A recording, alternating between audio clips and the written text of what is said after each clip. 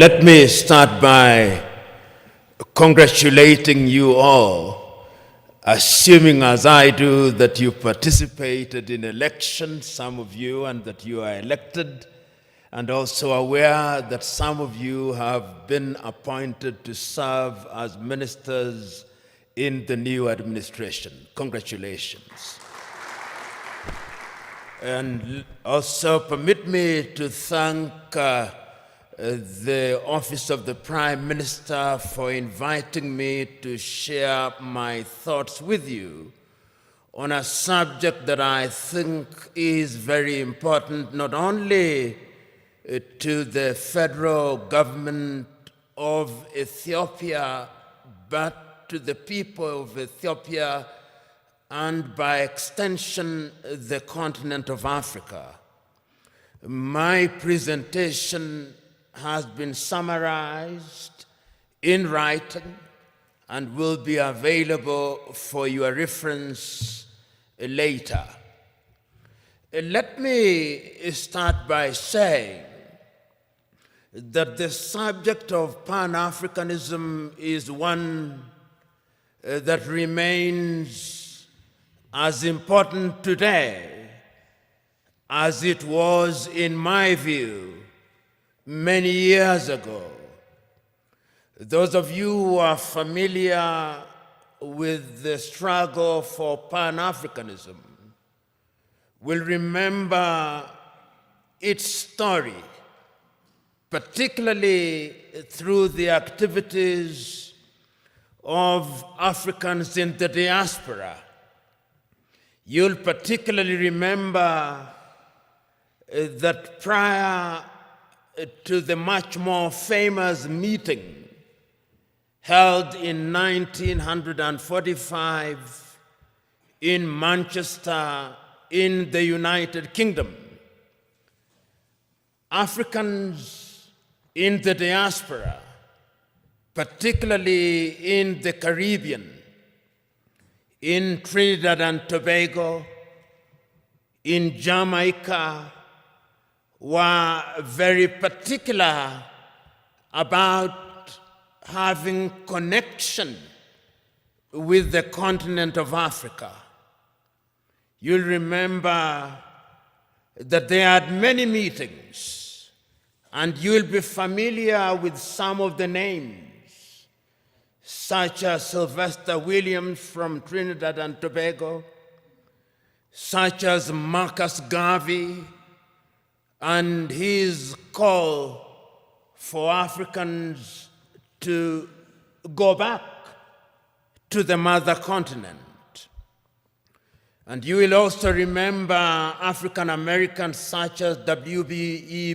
Du Bois, who was very active in the process of liberating the African Americans from the clutches of slavery and discrimination, and who also played a very critical part in the struggle for decolonization, culminating in the 1945 meeting, which for the first time was attended by Africans who later played a critical role in the struggle for decolonization. Of course, Ethiopia does stand out to the extent that it was never successfully colonized. There was limited occupation, and you are familiar with that history. Therefore, it is not mine to educate you on your own history, but you are familiar with it.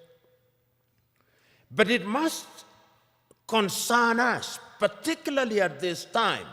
And I hope during this conversation I'll be able to demonstrate why, in order for us to understand the present, we must understand the past, which will also enable us to have a glimpse on what the future holds. And one of the speeches which is seldom referred to is a speech that was delivered in the year 1906 in the month of April by a South African called Pixley Kaisaka Seme. And it is instructive that Pixley Kaisaka Seme was the first president of the African National Congress when it was founded in 1912. When Pixley Kaisaka Seme delivered that speech as a student at the University of Columbia, his title was The Regeneration of Africa. And what he was talking about at that time was an Africa that had borne the brunt of slavery and was laboring under the pain of colonization.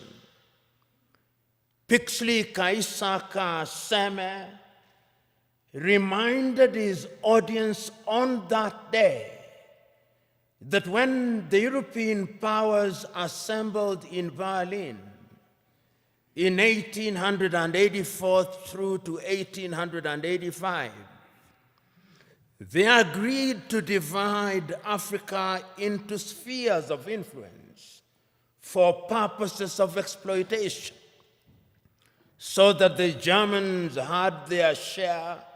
If you remember, the Germans were present in what we now call Namibia. They were present in what we now call Benin, but was then known as Dahomey. They were present in what is now a part of Ghana, which was then the Togoland, the Volta area. The Belgians were present in Rwanda and Urundi, and they were also present in what is now the Democratic Republic of Congo. The Italians, to the extent that they could, tried to occupy Ethiopia and Eritrea, and were present in a portion of Somalia. The British were present, of course, in Uganda, in Kenya, in Nyasaland, in Rhodesia, and in Nigeria, and in many other places. The French, of course, were also present. And all these powers, even the Spaniards, were present in Equatorial Guinea, as were the Portuguese. And the whole idea was to use the resources, both natural and human, of the African continent, so that the partition of Africa was one that was designed to benefit the European powers. The partition was arbitrary. If you look at the nation states that we now have, or is it states that we now have, with many nations in them, every other African country that we are talking about now is struggling to be a state. All of them, without exception, all of them. And this is what Pixley Kaisaka Seme was saying. How will we regenerate this continent? And it's instructive that he was talking at a time when the entire continent of Africa was under colonization, excluding Liberia and Ethiopia, all of them. And therefore, when in 1945, Africans were represented in Manchester, Kwame Nkrumah was present at that meeting, Marcus Garvey was present at that meeting, Jomo Kenyatta was present at that meeting, Obafemi Awolowo was present at that meeting. The drive was to decolonize Africa. And one of the things that amazes me is that at that time, these individuals did not have the internet, they did not have WhatsApp, they did not have the kind of communication that we have now. But it is amazing at how they were communicating. Even air transport was not as it is now.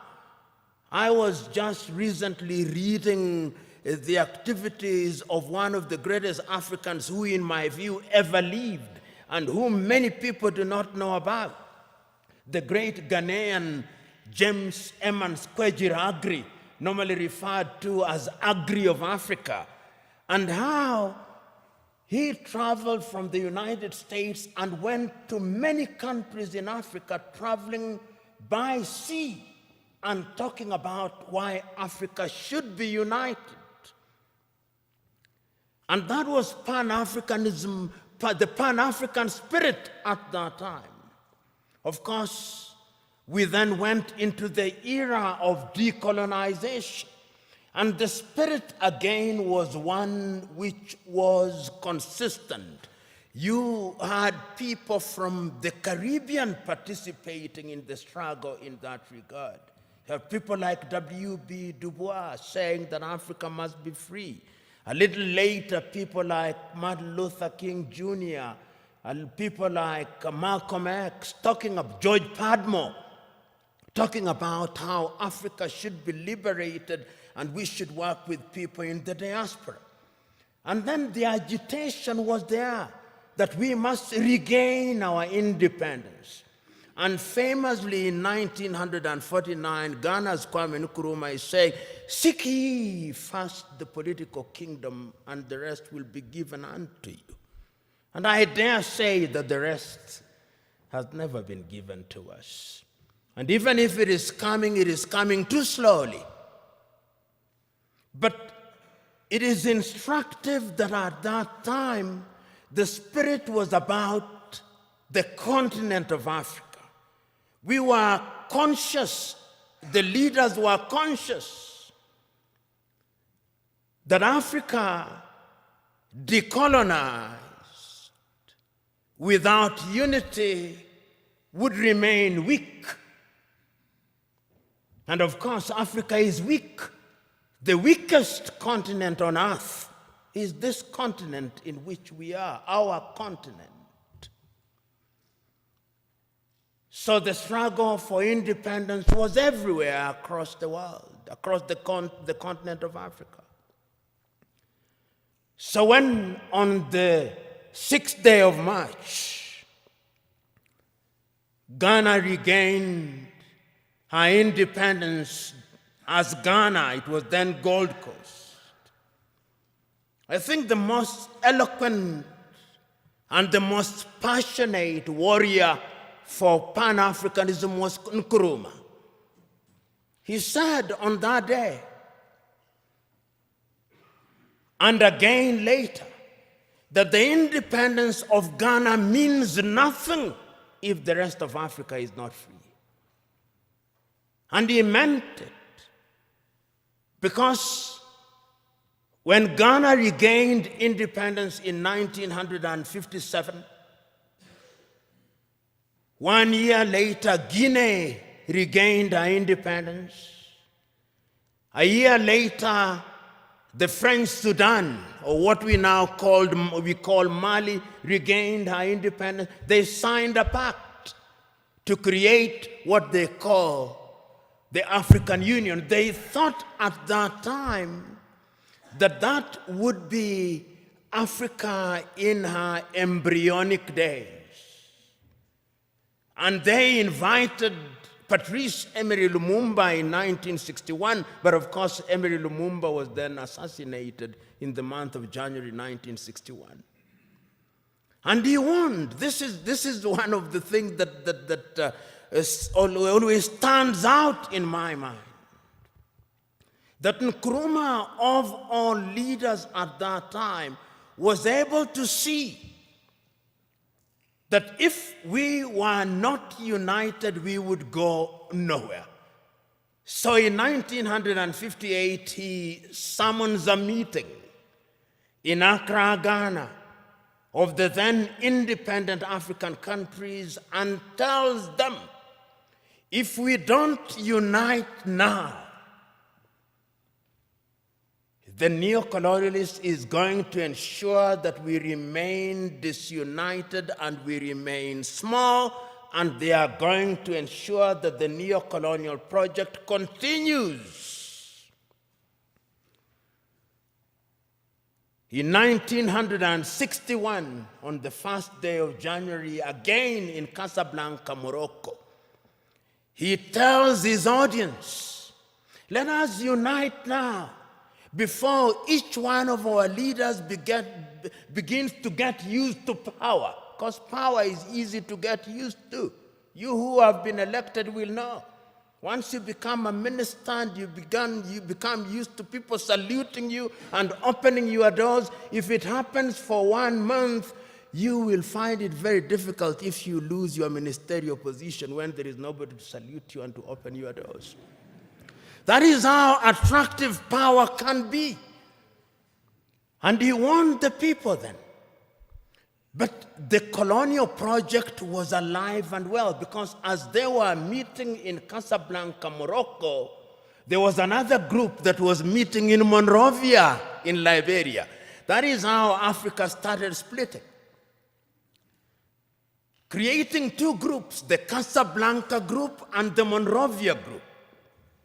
The Casablanca group, which comprised, I think famously, Kwame Nkrumah was there from Ghana, Gamal Abdel Nasser was there from Egypt, Ahmed Ben Bella was there from Algeria, Modibo Keita was there from Mali. They took the view, unite now. The Monrovia group, comprised of William Tubman at that time. Emperor Haile Selassie was also in the Monrovia group. Mwalimu Kambarage Nyerere was in the Monrovia group. They took the view, we want to unite, but gradually. Let it be gradual. So that when Emperor Haile Selassie of Ethiopia convenes a meeting in Addis Ababa on the 23rd through to the 25th day of May 1963, there are two groups already. The Pan-African agenda is already being watered down. There is the Casablanca group and there is the Monrovia group. And the creation of the OAU was a victory for the Monrovia group. And I want you to, there were 32 heads of states and government who met in Addis Ababa, Ethiopia on the 23rd through to the 25th day of May, the year 1963. And I want you to listen to all of those speeches, or the compilation of them. There is a compilation of them that was made in the year 2013 when we were celebrating the 50th anniversary of the Organization of African Unity. And listen to all the speeches, and I pick out a speech from the leader of Central African Republic, David Dacko. David says, Central African Republic is so small that if we are not a part of an African Union, the French will come again. And they have come again. Mwalimu Nyerere of Tanzania says, we are not here in order to remind ourselves of how important unity is. We are here to talk about the unity of Africa. The host, Emperor Haile Selassie of Ethiopia, says, it is important for us to realize that we must make sacrifice for the future, because a disunited Africa will never realize our potential. But the most passionate speech again was that of Kwame Nkrumah. He tells them, let us not leave here without one government, without one army, without one currency, and without having chosen a capital. And I propose that the capital of the new Africa either be located in Bangui in Central African Republic, or Leopoldville, now Kinshasa, in the Democratic Republic of Congo. But I'm open to any other suggestion. And let us leave here once we have put together a council of foreign ministers in order to begin to work towards an African Union. That is Kwame Nkrumah. Nobody listened to him. We ended up with the OAU. And the story of the OAU can be told and retold. Some say that it was a toothless bulldog. Others say that it was not even a dog. But whatever it was, it cannot be denied that it made a contribution to the process of decolonization of the continent in many ways, complete with the establishment of the liberation unit of it, which was headquartered in Dar es Salaam in the United Republic of Tanzania, which was spearheaded the decolonization of quite a number of countries at that time. But the point that I'm making is that the Pan-African spirit at that time was about a united Africa. Because you will remember at that time that France never wanted to leave and has never left. It is always instructive that when the French left, they formed an organization called Organization for French-Speaking Countries. The British also created their own Commonwealth of independent nations.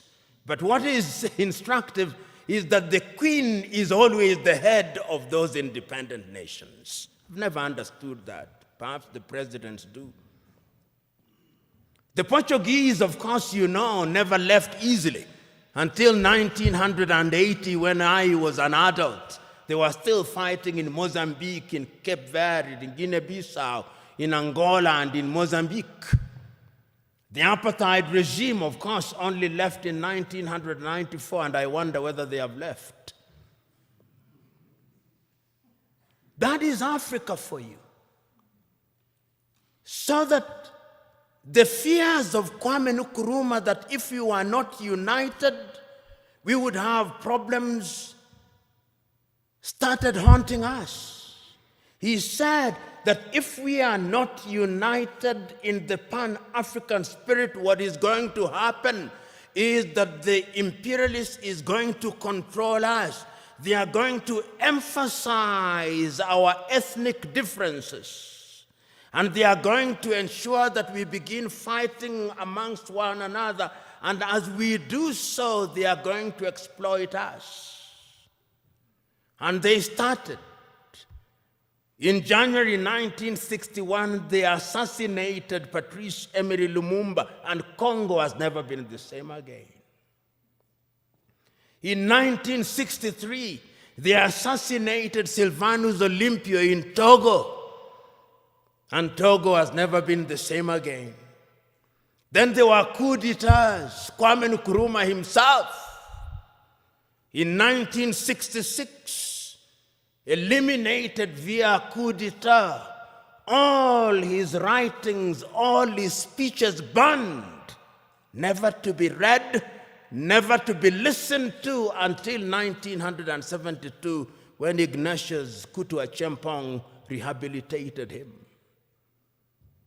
Ahmed Ben Bella in Algeria, gone. In Nigeria, Nnamdi Azikiwe and Abubakar Tafawa Balewa, gone.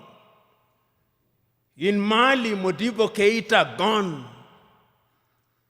In Chad, everywhere, coup d'etats. Here in Ethiopia, 1974, if I'm not wrong, coup d'etat and the emergence of the Deg regime. In East Africa, Uganda, coup d'etat, mutinies in Kenya, Uganda, Tanzania in 1971. All orchestrated because we were disunited and we were weak. The predictions of our forefathers and founding mothers that disunited we would remain weak came true. That is the history of it. So that today, when we talk about the African continent and we talk about Pan-Africanism, we must understand it in the context of that history. And you will remember that it is not as if Africa never realized or never recognized that our weakness would be in our disunity. We did. We did. Because regionally we were trying to integrate. We were in the East African community, we were creating the East African community. In South Africa, we were creating SADC. In West Africa, we were creating ECOWAS. In Central Africa, we were creating the Organization of Central African Communities. In the North, we were creating the Maghreb. Even in this region, we were converting IGAD into something in the nature of an economic community. We were creating COMESA. We were aware that Africa could only operate and operate meaningfully if we were integrated. We are not trading with one another. Intra-African trade is not anything beyond 15%, the lowest anywhere in the world. If you look at all our sectors and look at them, look at our agriculture, almost all African countries are net food importers. There is not a single African country that is in meaningful technology. Not a single African country produces a mobile phone. Yet the single most important ingredient in mobile telephony is to be found in the Democratic Republic of Congo. Not a single African country produces a car other than assembling completely knocked down kits. There is no meaningful production of pharmaceutical products in Africa. And if there was any doubt, COVID exposed it. All African countries, the 55 of them, are waiting to either receive Sinovac from China, Sputnik from Russia, AstraZeneca, Johnson or Moderna. And we don't even know what they are because our bureaus of standardization don't know.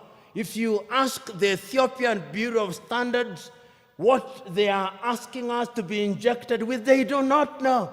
They just believe it is a vaccine because the Americans have said so or because the Chinese have said so. Africa is weak. So that even this magnificent edifice, I suspect, has not been erected by Ethiopian engineers.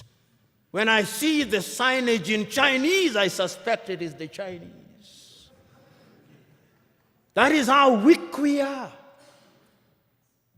That is the reality of our mother continent. It is because we are politically weak, we are economically weak, socially we are disorganized, culturally and spiritually we are confused. That is the continent in which we are today. And the question, therefore, what would we do continentally in terms of trade? In 1980, under the Lagos Plan of Action, and some of you have been ambassadors, some of you, you are now serving cabinet ministers, you will grapple with this on a daily basis. Under the Lagos Plan of Action, Africa sat down in Lagos and said, we are going to improve trade amongst ourselves. 1980, Lagos Plan of Action. Did we do it? No, we did not do it. We did not do it because the European Union was instead engaging us under the African Caribbean, the Lomé Convention of 1975, or the Cotonou Convention of 2000. Africa remains the only continent which is described as Anglophone. So in Kenya or Uganda, where possibly only 20% speak the English language, we are Anglophone. In French, former French colonies, they are Francophone. In former Portuguese colonies, they are Lusophone. In some Arab countries, they are Arabophone. That is who we are. So, when the OAU met in 2013, they asked the question, what happened to the Pan-African spirit? And when, therefore, they met in Sirte, in Libya, under the tutelage at that time of Muammar al-Gaddafi, it was resolved in 1999 that the OAU be renamed and be referred to as the African Union, and it was launched, as you know, in Durban, South Africa in the year 2000. But one of the most important things in the 2013 was the speech of the then chairman of the OAU Council, Nkosazana Dlamini Zuma, here in Addis Ababa in Ethiopia. And I want you to read that letter, which I'll paraphrase, in which she writes an imaginary letter to Kwame Nkrumah. He tells and apologizes to Kwame, telling Kwame, we apologize to you because we did not listen to you. We are weak because we did not listen to you. We are divided into 54, 55, depending on whether the Moroccans agree that Sahrawi is a country. Nobody cares about us. And brothers and sisters, if you want to know how weak we are, and we are weak, look at how we are treated.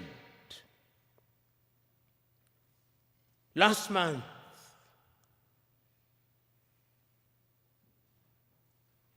the world met in New York. The General Assembly. When African heads of states and government are speaking, the hall is empty. Nobody bothers because they are saying nothing. And even if they are saying something, it is something that can be ignored. Compare when an African head of state and government is speaking and when the Prime Minister of Little Israel is speaking. They will listen because we are weak and disunited.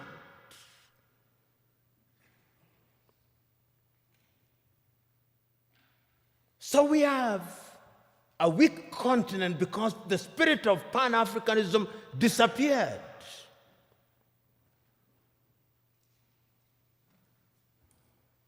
So the question that we can ask, what is the state of Pan-Africanism as we speak today?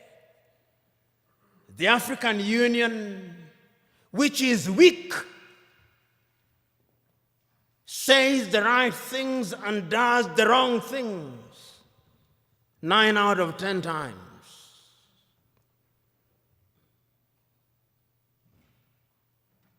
And what are the critical areas in which we are weak? We are weak politically because nobody listens to us. On the 3rd day of March, 1900, on the 6th day of March, 1997, Mwalimu Julius Kambarage of Tanzania, speaking in Accra, Ghana, on the occasion of the 40th anniversary of the independence of Ghana, said, the speech is entitled, "We Unite or We Perish." And Mwalimu says, I want to apologize to Kwame Nkrumah. Those of us who believed in gradualism were wrong. Nkrumah was right.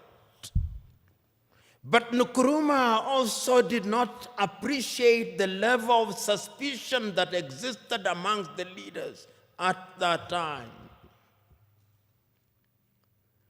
Our generation, he says, fought for the liberation of Africa. It is the duty of the new generation to carry the torch forward, he says in his plea. He says that I do not believe that the tribe can be the basis of mobilization in Africa. And he said that as I travel along across the world, people do not care about our Tanzanianness or our Ghanaianness or our Kenyanness or our Ethiopianness. In their eyes, we are all Africans. And perhaps that is what we should use as the building block in order to talk about African unity. But we are not being naive about that unity. Because sometimes when we talk about Pan-Africanism and about African unity, people think we are being too simplistic about it. No, it is not being simplistic and being naive. It is recognizing that as long as we remain the way we are, then Africa in the next 25 years will be recolonized. You know, what is the state of Africa as I speak now? What is the state of your continent as we speak now? Because of our disunity. Because when we are disunited, then it is good for Europe and America. Look at the state of your continent as I speak. Conflicts of one kind or another. I'll name the countries just for you to know how bad it is, because that is how it is. Go to northern Mozambique. The gas that is there cannot be produced because there is conflict. Northern Mozambique. Go to Somalia. Conflict. Here in your motherland, conflict. Go to South Sudan, conflict. Go to Sudan, conflict. Go to Libya, conflict. Go to Central African Republic, conflict. Go to the Democratic Republic of Congo, conflict. Go to Burkina Faso, conflict. Go to Mali, conflict. Go to Chad, conflict. Go to Niger, conflict. Go to Cameroon, conflict. Go to Nigeria, conflict. Do I go on? That is the state of the continent. So that even when we talk about intercontinental trade, you tell me, can you drive from Addis Ababa to Dakar in Senegal?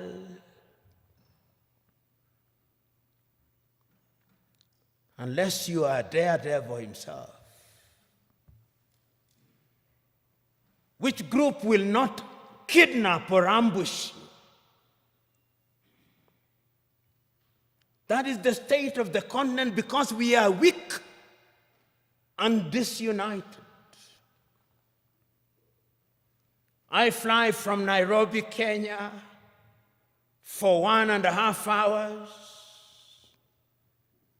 I come from the shilling zone. I go into the birr. 33 currencies in Africa. 33 currencies. None of which is used to conclude transactions anywhere. I come to Addis Ababa, Ethiopia, and I show my shilling. They say, what is this? But let me show the dollar. Oh, this is it. Let me show the euro. This is it. 80% of transactions in Africa are concluded outside of the continent in dollars. So you may have the Central Bank or the Federal Bank of Ethiopia, or Mickey Mouse. You may have the Central Bank of Kenya, Mickey Mouse. You may have all these 54 central banks useless because we are not playing in the real league, we are playing in the small league. That is the state of the continent. So as you have the honor and privilege of serving in the government of Ethiopia, and as you think about integration, that is the continent in which you are now, weak. That is the state in which we are. I watched a woman from Nigeria who had been rescued from the Mediterranean around Lampedusa saying, I will not go back to Africa. Even if I die in the Mediterranean, I'll try again and again. What is it that can make a human being say that I do not want to go back to my home? Because the natural instinct of a human being should be that you want to go home. It's because we are weak. Let me conclude by looking at Africa in the future. What is the state of Pan-Africanism?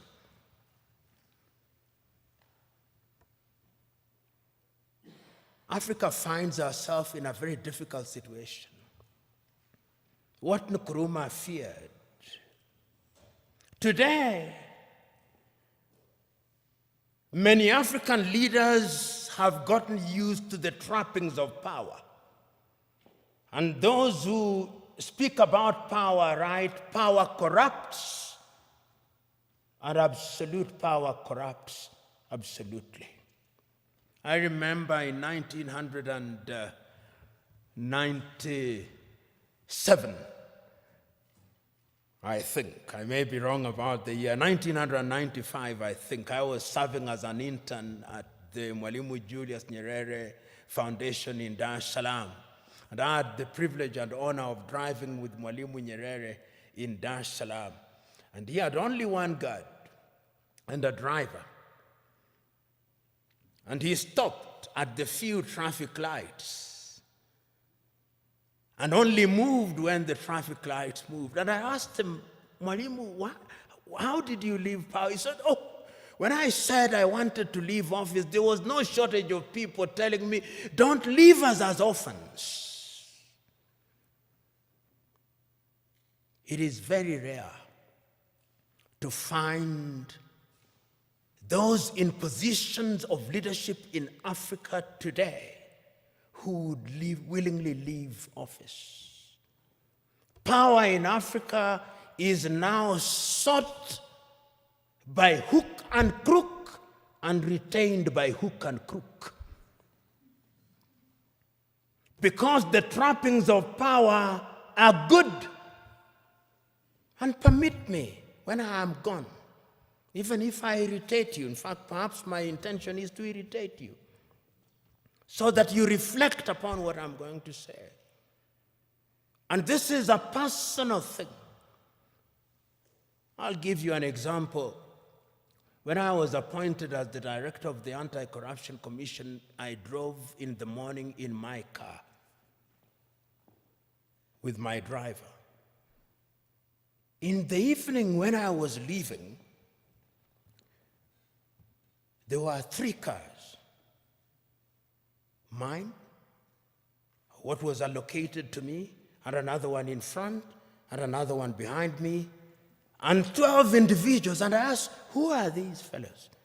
He said, these are your security. I said, I don't need my security. I don't need 2 cars, I only need 1 car.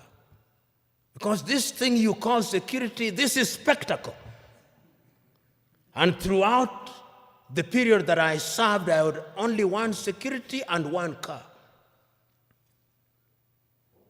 And I say this because it is in the nature of power to make you use the things that you don't need. And once you get used to them, then without them, you feel empty and lonely. And you will find them. You will be told, and many of you will love them. They are good. When doors are opened for you, they are good. When you occupy front seats, it is good. When you address Your Excellency, it is good. When you eat the best food, it is good. When you have security, it is good. But it can also dehumanize you. It can also monsterize you. I am asking you today that part of the problem of Africa is that we found human beings and we monsterize them. Writing in 1983, Nigeria's Chinua Achebe writes in a book which I commend to you, The Trouble with Nigeria, which could as well be the trouble with Africa. He says, the trouble with Nigeria is simply and squarely a problem of leadership. As we look at Africa today, I hope that this administration, which has now committed itself to the Pan-African movement, will think in that direction. And this brings me to what I think should be contemporary Pan-Africanism. If you look at the Treaty of the East African Community, the Treaty of the East African Community says that there shall first be a common market, then a common currency, and political federation, which ought to have happened in the year 2010. East Africa Community should have had its first president in 2010. That is now 21 years, 10 years later, there is no such thing. In ECOWAS, it ought to have been the same. In SADC, it ought to have been the same. I hope that with your population of 120 million, because Ethiopia is an economic powerhouse potentially.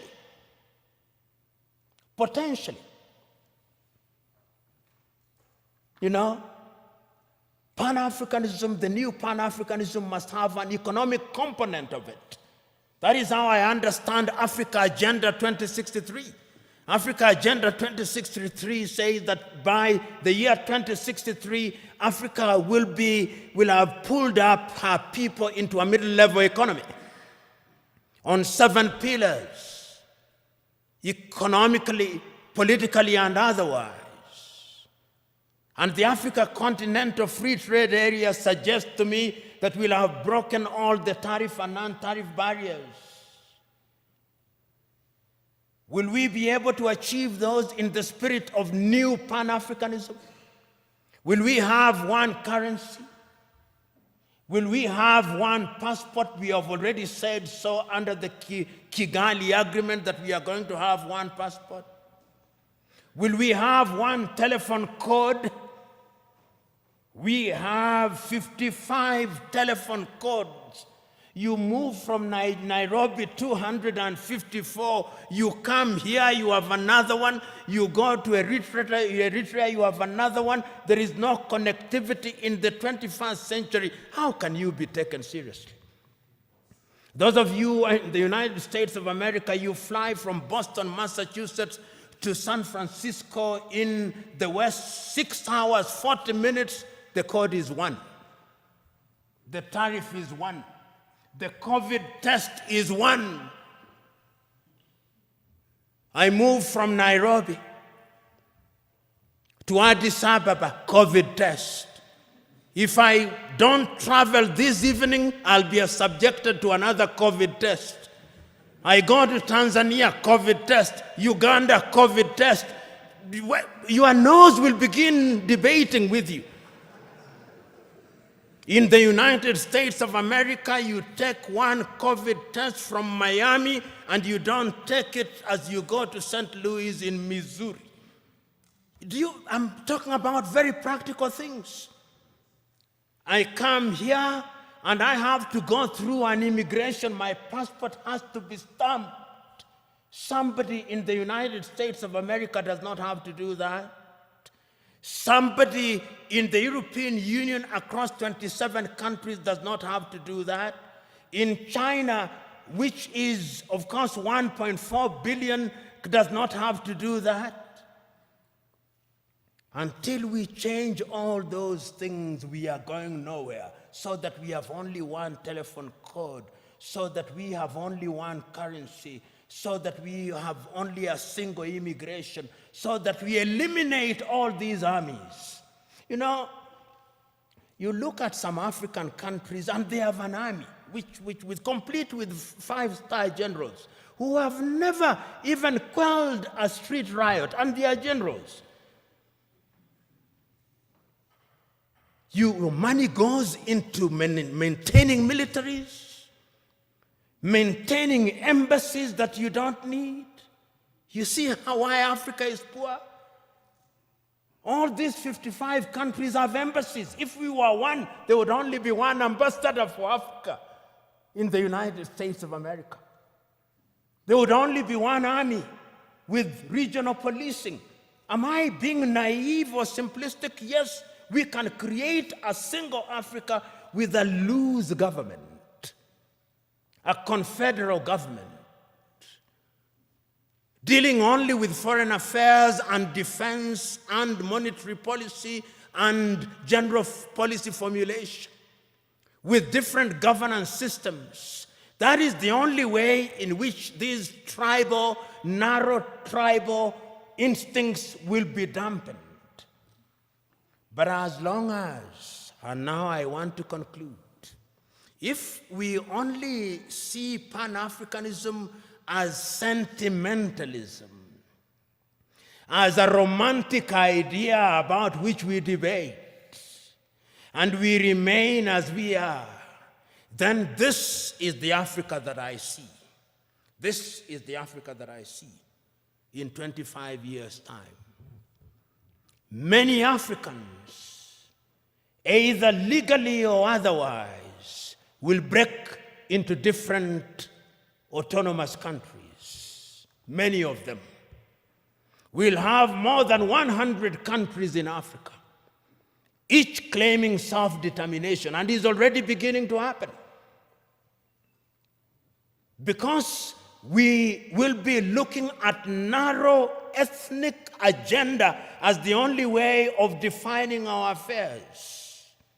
Ethiopia will break down, Kenya will break down, Nigeria will break down, South Africa will break down. And look at South Africa. Only last week, the whites in Western Cape in South Africa have delivered a petition to the government in Pretoria saying they want to create their own country. The Democratic Republic of Congo will break down, Libya will break down. The only way in which we can immunize ourselves against all those things is to create a Pan-African nation which allows for self-determination within the nation. And we must redefine terms such as self-determination. Self-determination must mean the ability of a people within a bigger unit to enjoy their culture, to enjoy their tradition, to speak their language. They do it on a smaller scale in Switzerland, those of you who are familiar with Switzerland. And we de-emphasize the presidency, we de-emphasize the prime minister's office. Pixley Kaisa Kaseme said, and I conclude with him, Africa is diverse. Some people say that because of our diversity, she cannot unite. She can. Because unity in diversity is possible if we understand what human beings need. In the nature of things, human beings need security. In the nature of things, human beings need food. Human beings need medical services. They need infrastructure. If you have a government that allows that, he said, then it reminds me of the piano. If you press the black button of the piano, it produces some sound. If you press the white one, it produces some sound. But if you press both the black and the white, it produces melodious music. And I think that the new Pan-Africanism must look to that.